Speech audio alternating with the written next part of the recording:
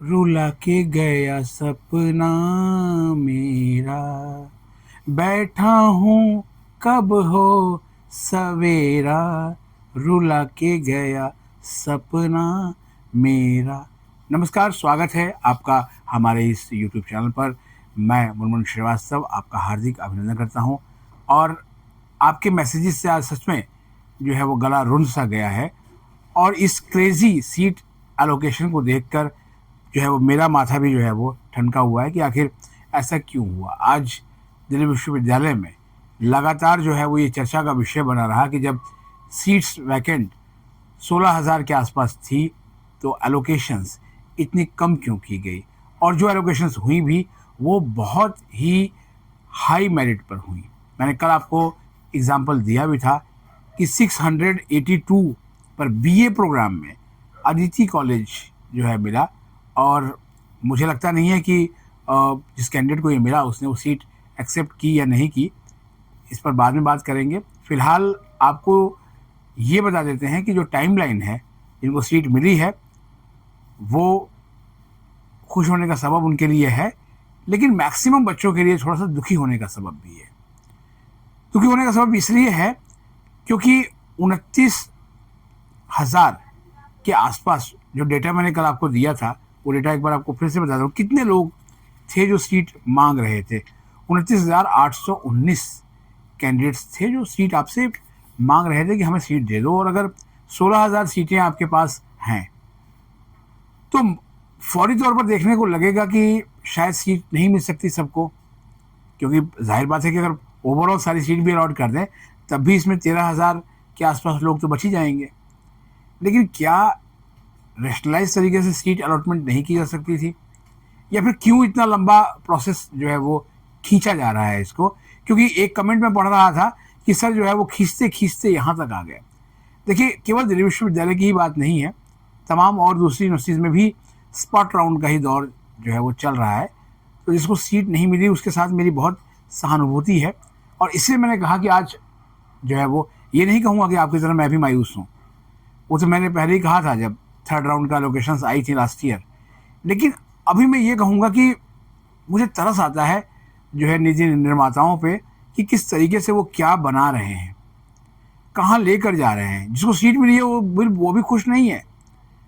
आपको बताते हैं कि अभी बहुत से कैंडिडेट्स ने एक शिकायत की है कि उन्होंने जब विड्रॉ ले लिया था और विड्रॉ लेकर वो आए, यहाँ पार्टिसिपेट किया उन्होंने स्पॉट राउंड में, और उन्होंने जैसी सीट एक्सेप्ट किया मेरे में वहाँ से पैसा उनका कट गया।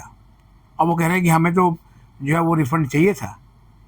बहुत सारी चीज़ों को लेकर दिल्ली विश्वविद्यालय की प्रवेश शाखा ने चीज़ें साफ़ नहीं की। बहुत सारे जो नोटिस हैं वो बहुत जो है वो साफ़ नहीं होते हैं, क्लियर कट क्या करना है। लेकिन जो है वो जब चीज़ें साफ़ होती हैं तब तक बहुत देर हो चुकी होती है। अभी एडमिशन प्रोसेस को ही देखिए, 30 अगस्त यानी कि कल की तारीख है जिनको इस स्पॉट राउंड में सीट मिली है। होना तो ये चाहिए था कि जो है वो दिल्ली विश्वविद्यालय प्रशासन देखता कि एक सिस्टम को इस तरीके से बनाया जाए कि मैक्सिमम कैंडिडेट्स को सीट मिले। मानता हूँ कि आपने लास्ट ईयर के मुकाबले इस बार जो है वो सीट्स ज़्यादा एलोकेट की, लेकिन जो है उतनी एलोकेट नहीं हुई जितनी की वैकेंट सीट थी।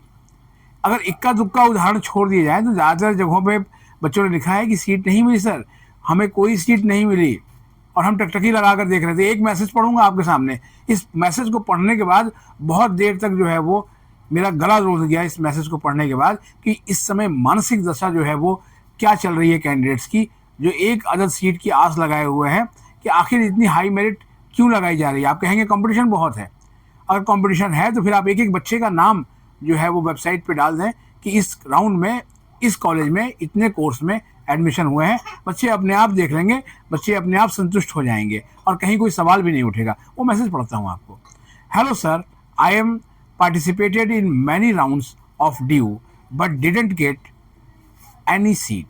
But I am now completely broken and lost this game of counseling because many students get admission in due in same course and college which I want to take admission as one student get admission in just 312 score out of 700 and mine is 342 still didn't get in any of campus 2 being your category, sir. Please help. I have no backup option as registration of many universities are closed.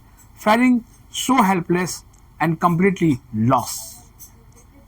और इस बच्चे ने जो है वो इतना मार्मिक ये मैसेज लिखा, साथ में एक फ़ोटो भी अटैच की है। मैं ये नहीं कहता कि आप किसी भी स्टूडेंट को मेरिट को दरकिनार करके एडमिशन दे दें, लेकिन मेरिट सोच समझ कर भी लगाई जानी चाहिए। स्पॉट राउंड में आके भी अगर इतनी हाई मेरिट है तो समझा जा सकता है कि सीट देने की आपकी मंशा नहीं है, और मंशा नहीं है तो जाहिर बात स्टूडेंट जाएंगे। बहुत सारे स्टूडेंट बहुत पहले ही चले गए दूसरी यूनिवर्सिटीज़ में। जब स्पॉट राउंड 1 का जो डेटा आया तो उसमें सिर्फ 2 बातें जो है वो थी। हमने विश्वविद्यालय की प्रवेश शाखा से जानना चाहा कि ओवरऑल फीस के आंकड़े जो है वो कितने हैं। लास्ट जो आंकड़ा था फीस का वो 50,000 को भी पार नहीं कर गया था। तो जाहिर बात है कि अगर जो फीस का आंकड़ा जो है वो 50,000 तक भी नहीं पहुंचा है तो यानी कि कहीं ना कहीं कुछ तो है जिसको लेकर सवाल उठ रहे हैं, क्योंकि फीस का मतलब ही होता है कि एक्चुअल एडमिशन। आप एरियल रूट के हिसाब से दिखा दें, जैसे कि आपने रजिस्ट्रेशन के टाइम में बताया था कि इतने जो है वो साइन अप्स हुए। आपने उसे रजिस्ट्रेशन नहीं लिखा, आपने उसे लिखा साइन अप। साइन अप तो जैसे अगर आपको अपने बच्चे को कोचिंग करानी है कहीं से तो आप उसकी वेबसाइट पे जाके जब जैसे ही अपना लॉगिन पासवर्ड आईडी बना दें तो वो एक साइन अप में गिना जाता है। लेकिन एक्चुअल रजिस्ट्रेशन कितना हुआ ये भी जो है वो सवाल था। यानी कि सवाल जहाँ से शुरू हुआ स्पॉट राउंड तक आते आते ये सवाल जो है वो वही का वही है कि आखिर जो है वो कितनी सीट्स बची हैं, कितनी सीटें भर गई। कैंपस के जो कॉलेजेस हैं वो ये कहते हैं कि हमारे यहाँ ओवर एडमिशन हुए हैं। तो अगर ओवर एडमिशन हुए हैं तो वो भी अपनी वेबसाइट पर डाल दें कि किस कोर्स में कितने ओवर एडमिशन हुए हैं, बच्चे संतुष्ट हो जाएंगे। या फिर ये पहल दिल्ली विश्वविद्यालय का प्रवेश शाखा ही करे कि आखिर कितने एडमिशन हुए हैं, हर कॉलेज का वहाँ डाल दें। जब आप इतने 73 पेजों की PDF डाल सकते हैं तो आप ये भी चीज़ डाल सकते हैं। आपके पास तो रियल टाइम डेटा भी अवेलेबल है, क्योंकि मंशा स्टूडेंट्स के पक्ष में खड़े होने की होनी चाहिए, ना कि उन्हें दरकिनार करने की। DU के एडमिशन सपोर्ट सेंटर में इन दिनों काफ़ी भीड़ है। छोटी छोटी चीज़ों के लिए जो है वो स्टूडेंट्स वहाँ गए हुए हैं। कई कॉलेजेस ने जो है वो ऐसे बिना पे भी एप्लीकेशन रिजेक्ट किए जो कि रिजेक्ट नहीं होने चाहिए थे, लेकिन बाद में जो है वो रिजेक्ट करने के बाद कोई ऑप्शन नहीं था। अब वो सारे केसेस जो है वो स्टूडेंट्स ग्रीवेंसेस में जा रहे हैं। तो इस तरीके से क्या है कि स्पॉट राउंड के बाद एक बहुत ही शून्य सा नज़र आता है। कयास लगाए जा रहे हैं कि स्पॉट राउंड 2 आएगा या मॉपअप राउंड आएगा, लेकिन विश्वविद्यालय ने अभी कुछ साफ नहीं किया है, क्योंकि इस राउंड में भी जिनको सीट मिली हुई है स्पॉट राउंड 1 में, उसमें भी कितने कैंडिडेट्स जो है वो एडमिशन लेंगे ये भी तय नहीं है। क्योंकि आज जब सीट एक्सेप्ट करने का जो है वो लास्ट समय था और उसके बाद प्रक्रिया चल रही है और फिर फीस समय, तो कितनों ने सीट एक्सेप्ट करी, कितने फीस जमा करेंगे, ये भी एक जो है वो बड़ा नंबर है। और जहाँ तक मुझे लगता है कि इस राउंड में जो है बहुत से ऐसे कैंडिडेट्स हैं जो शायद फीस जमा नहीं करेंगे, क्योंकि कमेंट से पता चलता है जब उनके कमेंट्स आते हैं या उनके फ़ोन आते हैं कि सर जो है वो नहीं है। इसका एक एग्जांपल फीस भी है। विड्रॉ जब स्टूडेंट ने किया तो उस कॉलेज की फ़ीस बहुत कम थी। DU के नॉर्थ कैंपस के कॉलेजेस के मुकाबले भी कई ऐसे दूर दराज के कॉलेज DU के हैं जहाँ फ़ीस स्ट्रक्चर बहुत लंबा चौड़ा है, और उसमें स्टूडेंट का कहना है कि सर इतने पैसे हमारे पेरेंट्स के पास नहीं है कि हम उस कॉलेज की फ़ीस जो है वो भर दें। अब सवाल ये है कि अगर जो है वो इतनी महंगी फ़ीस है तो उस फीस को किस तरीके से जो है वेवर किया जा सकता है। DU कहते हैं कि उनके पास फाइनेंशियल सपोर्ट स्कीम है, लेकिन फाइनेंशियल सपोर्ट स्कीम भी जो है वो कितनी कारगर साबित होती है ये कह नहीं पाएंगे, क्योंकि उसमें भी कॉलेजेस पे छोड़ दिया गया है। क्योंकि जो DSW कार्यालय से FFSS की स्कीम चलती है वो DU के डिपार्टमेंट्स के लिए जो है वो ज़्यादा है, कॉलेजेस के लिए नहीं है। तो कॉलेजेस उसको लेकर कैसी योजनाएं बनाते हैं मालूम नहीं।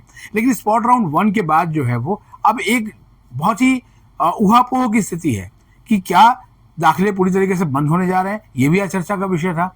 और या फिर जो है वो अभी अगला स्पॉट राउंड आएगा 2 आएगा तो उसकी मॉडलिटीज़ क्या होंगी, या सीधे मॉपअप राउंड। क्योंकि आपको याद होगा कि लास्ट ईयर जो है वो जब स्पॉट राउंड 1 के बाद हमने आवाज़ उठाई तो उसके बाद स्पॉट राउंड 2 ना आकर सीधा मॉपअप राउंड आया, और मॉपअप राउंड में क्लास 12 के आधार पर एडमिशन्स हुए। लेकिन उसका भी एग्जीक्यूशन जो है वो उस लेवल का नहीं था कि जो सीट्स जो है मैक्सिमम बच्चों को मिल सकें, और लिहाजा ये है कि सीटें खाली गई। कितनी सीटें भरी मालूम नहीं, बाद में दिल्ली विश्वविद्यालय के vice chancellor professor Yogesh Singh ji ने एक आंकड़ा बता दिया कि भाई ये इतना जो है वो आंकड़ा हुआ है, लेकिन किस कॉलेज में कितनी सीटें बच गई, कहाँ पर क्या हुआ, ये आंकड़ा जो है वो सामने आना चाहिए। और जाहिर बात है इसी आंकड़े में आपके लिए खुशियों की जो चाबी है वो छुपी हुई है, जिससे कि आप अपने भविष्य का एक ताला खोल दें। इसलिए मैंने आपको शुरुआत वहीं से की कि रुला के गया सपना मेरा। सपना है दिल्ली विश्वविद्यालय में पढ़ने का, सपना है अपने सपनों को नए पंख लगाने का, और सपना है कि किस तरह से हम अपने माता पिता की हमारे से जो उम्मीदें हैं उसको हम साकार कर सकें।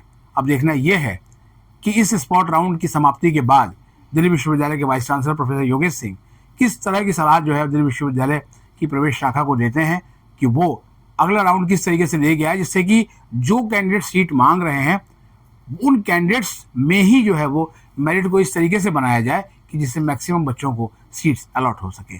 आप मेरी राय से कितनी सहमत हैं आप कमेंट में ज़रूर बताइएगा, और इस वीडियो को अगर आप पसंद करते हैं तो इसे लाइक ज़रूर करिएगा, और साथ में एक हाइप बटन भी एक यूट्यूब ने फीचर दिया है, तो अगर आप हाइप दें तो अच्छा रहेगा। ये वीडियो वहाँ भी पहुँचेगी जहाँ तक अभी नहीं पहुँची है, और चैनल पर नए हैं तो चैनल को सब्सक्राइब कर लीजिए और इसे अपने दोस्तों के बीच शेयर कीजिए। मिलते हैं एक और एपिसोड के साथ, तब तक के लिए नमस्कार, ऑल द बेस्ट।